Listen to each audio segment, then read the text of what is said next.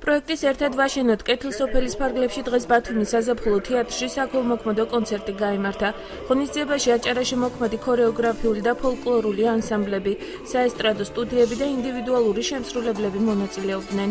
კონცერტზე შემოსული თანხა შეზღუდული შესაძლებლობის მქონე 20 პირისათვის ბათუმში 5-სართულიანი სახლის მშენებლობას მოხმარდება.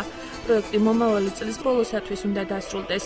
მორიგი საქველმოქმედო კონცერტი ოქტომბრის ბოლოს თბილისშიც გაიმართება.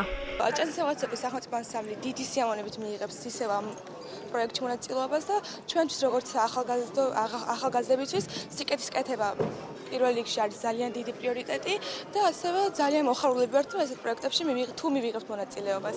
კეთილსოფლის მშენებლობა დაიწყო აჭარიდან და შენდება 5-სართულიანი კორპუსი, სადაც მინიმუმ ერთი შვილი ვისაც ყო შეზღუდული შესაძლებლობის მქონე, თუმცა მინდა ვთქვა, რომ შეზღუდული შესაძლებლობები არ არსებობს.